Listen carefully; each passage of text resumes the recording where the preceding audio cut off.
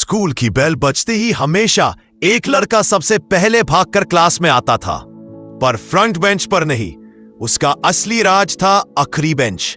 नाम था रोहन। हल्की सी मासे वाली स्किन, एकदम फिल्मी हेयर स्टाइल और आंखों में शैतानी चमक।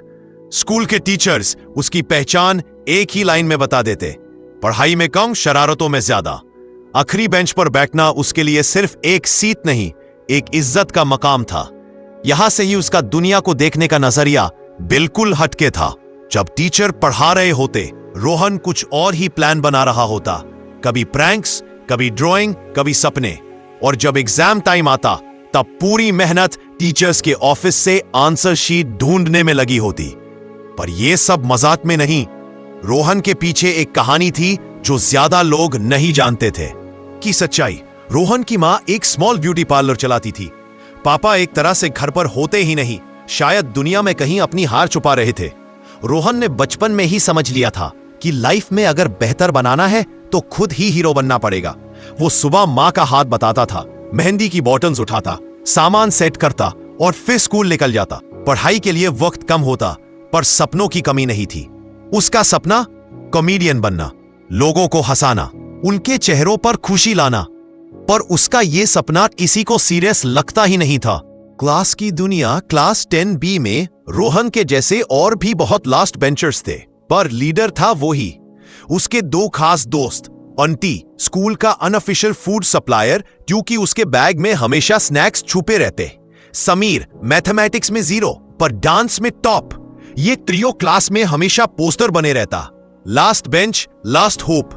टीचर्स उन्हें ट्रबल मेकर्स बोलते, पर ये तीनों अपने हिसाब से लाइफ जीते। सबसे आगे front benchers, topper Meera, silent Aarav और डिसिप्लिन्ड प्रिया। रोहन उनको रोबोट्स कहता था, बस पढ़ते रहो, जिंदगी भी कोई चीज होती है। पर उसके अंदर कहीं ना कहीं मीरा जैसा बनना का सपना भी था, जो वो कभी दिखाता नहीं था। The big announcement. एक दिन असेंबली में प्रिंसिपल ने अनाउंसमेंट किया, इंडिपेंडेंस डे के फंक्शन में टैलेंट हंट होगा। रोहन के कान खड़े हो गए। ये उसका मौका था।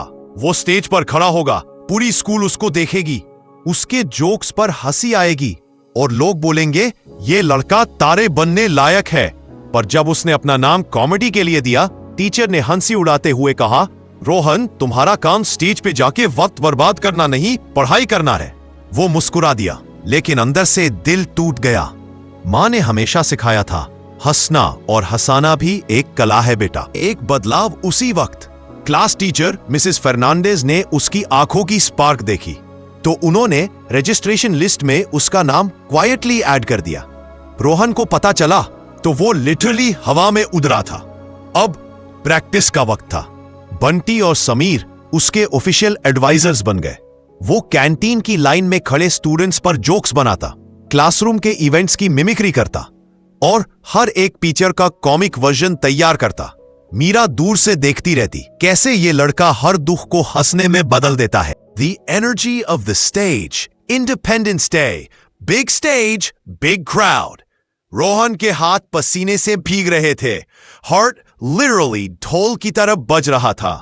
अनाउंसमेंट हुआ, Give it up for Rohan from class 10B. सबकी नजर उस पर थी।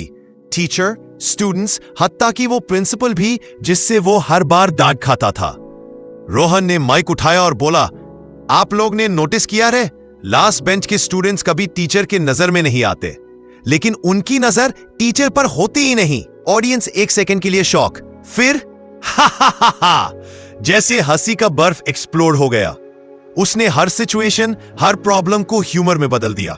टीचर्स हंसे, स्टूडेंट्स हंसे, even Meera smiled, the one smile Rohan secretly wished to see. Stage से उतरते वक्त उसको लगा, आज मैं जीत गया। But every hero faces a twist. Performance hit थी, अपलॉज सबसे ज्यादा मिला, लेकिन विनर लिस्ट में उसका नाम नहीं। क्यों? प्रिंसिपल ने कहा, comedy is not a real talent, better luck next time.